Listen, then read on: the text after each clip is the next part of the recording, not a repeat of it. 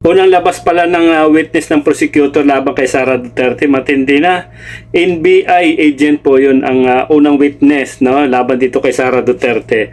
Sila po yung itong witness na ito, itong NBI agent, isa sa mga nagpapatunay talaga yung video ni Sara Duterte. Nung gabi na yun, yung nagwala siya, naalala nyo ba?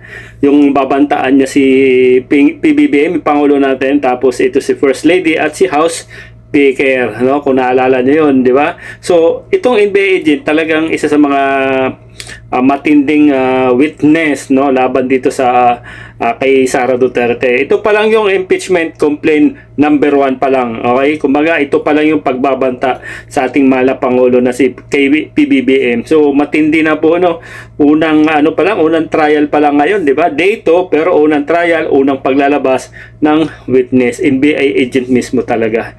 Kasi walang dahilan o walang hindi mailulusot ito nila kampo na Sara Duterte dahil talagang totoo ang witness, ang talaga yung ebidensya galing mismo sa video mismo, si Sara Duterte mismo. And ito na nga yung NBI agent ang nagpapatunay talaga. Totoo, authentic, yung video, hindi AI. So talagang matindi, no? Kung napanood nyo, nasubaybayan nyo yung impeachment court ngayong araw na ito, talagang isa sa magpapalaglag dito, no? Kay Sara Duterte. Ikaw ba naman, Vice President, babantaan mo yung isang Pangulo natin, di ba? Mas mataas pa sa kanya.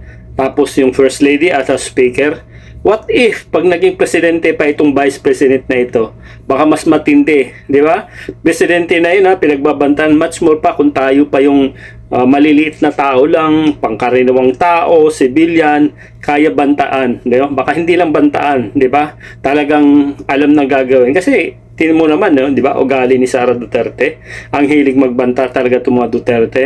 Kaya talagang matindi ang magiging nito, hatol sa taong bayan. Unang impeachment complaint pa lang yan, wala pa yung mga AMLAC, yung Mary Grace Piatos, wala pa yun, di ba? Dito pa lang tayo sa NBI agent pa lang, matindi na po yung kumbaga banat, no? Matindi na agad yung magiging kay Sara Duterte yung impact. Kasi maganda talaga, buti na lang natuloy na itong impeachment trial ni Sara Duterte. Magkakaalaman, no? Bago siya tumakbo bilang presidente sa 2028. Kasi alam naman natin, medyo mahirap makonvict ito si Sara dahil marami pa rin kaalyado at mahirap kunin yung 16 na senador na boboto na iko-convict. Pero ang mahalaga ngayon, okay, mailabas lang po yung mga witness, testigo, yung mga ebidensya laban dito kay Sara Duterte, and taong bayan na ang mag-uusga kung ibubuto pa siya, no, magiging presidente pa siya, at husgahan din natin itong mga senador na kakampi sa kanya na i-acquit ito si Sara Duterte. Dito natin magkakaalaman,